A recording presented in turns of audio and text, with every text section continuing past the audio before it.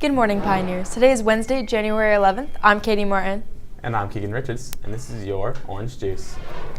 As part of Orange High School senior tradition, the members of the senior class cabinet will create a senior video to honor all the memories made together along the way.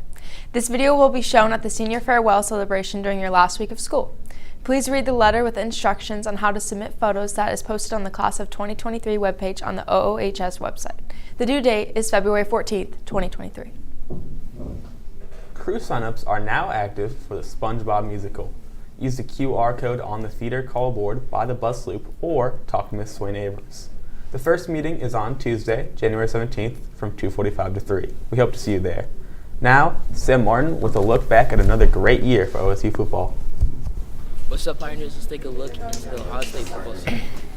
The Buckeye season started off well with wins over Penn State and Maryland, but ultimately ended in tragedy with losses over Michigan and Georgia to ultimately miss the national championship.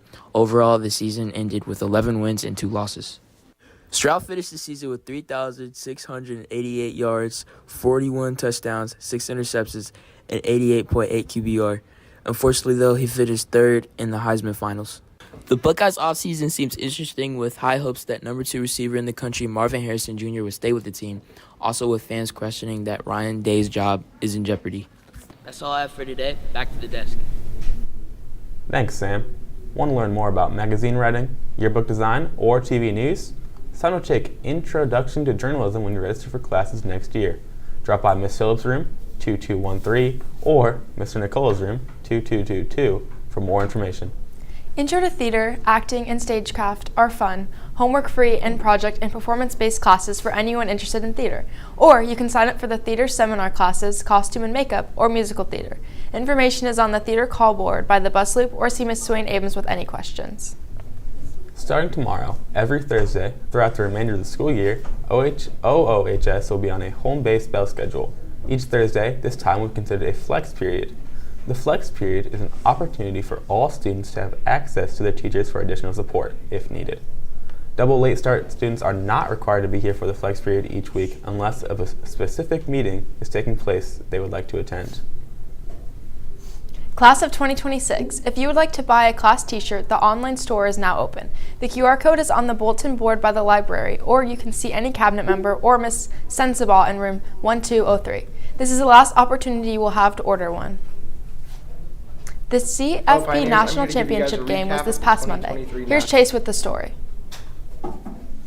Hello, Pioneers. I'm here to give you guys a recap of the 2023 National Championship between Georgia and TCU. Let's take a look at what happened. The game started very quick for Georgia, as with 4 minutes into the game, Stetson Bennett calls his own name to score a touchdown to put the Dogs on the board first. On the very next drive, TCU coughs up the ball for a fumble and Georgia recovers, giving Georgia more starting momentum along with great field position on their next offensive drive. On Georgia's next offensive drive, TCU holds the Bulldogs to a field goal, giving TCU another chance with the ball and looking to score some points. TCU finally gets some momentum going on their next offensive drive with Darius Davis catching a long pass from Max Duggan in order to set them up in scoring position. On 3rd and 1 from the 2-yard line, Max Duggan calls his own name to take the ball into the end zone, which will eventually become TCU's only touchdown of the night. On Georgia's next offensive possession, Stetson Bennett hits McConkey for a touchdown pass, making Georgia 3 for 3 with scoring on all of their drives so far. This puts Georgia up 17-7 and puts TCU in a comeback spot.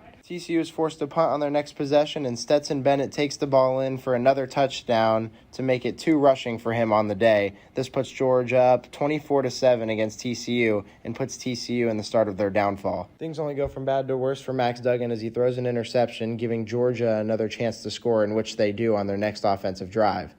Max Duggan then throws another interception with about 50 seconds left until halftime and deep in their own territory. In the second half, nothing gets better for TCU as Georgia just keeps laying points on TCU while they are unable to score. In the second half, Georgia puts up an astonishing amount of points over TCU not being able to score at all. This bringing the game to a final score of Georgia 65, TCU 7, and the largest margin of victory in a bowl game in college football history. Stetson Bennett goes on to win his second national championship back-to-back as the Georgia Bulldogs rode high again this season. Georgia is looking to become a powerhouse team in the next few years. That's all I've got for you today, Pioneers. Now, back to the desk. Looking for a little more juice in your life? Our third period news team produces 3 live shows a week. On Mondays, we take a dive into the world of art at Orange High School, digging into music, visual arts, theater, and more. Wednesdays, tune in for all national news and world events. On Fridays, the Grit covers sports and brings in pioneer athletes and coaches to talk about their seasons. Check them out live or on playback right here on our YouTube channel. Now, Andrew has a midweek sports update. Girls basketball won again last night, beating Thomas Worthington 46-32. Jordan Sullivan led the team with 13 points, and the girls are now 5-1 in the last 6 games. Boys basketball also beat Thomas Worthington last night, 85-78 in overtime. Elias Lewis has a school record-breaking performance with 43 points and 7 threes, including a 3 to send the game into overtime. The boys and girls will travel to Liberty on Friday for the challenge. Make sure to help Orange win the challenge by donating to the links posted on social media or on the flyers around the school. Boys wrestling will host Hilliard-Davidson tonight for senior night at 6 p.m. Make sure to go out and cheer them on. That's all for today. Now back to the desk. That's all for today, Pioneers. Make sure to follow us on all our socials at OOHS Juice and tune into our live radio station, WPOP The Pulp. For The Juice, I'm Katie Martin. And I'm Keegan Richards. Remember to always stay juicy, Pioneers, and please stand for your pledge.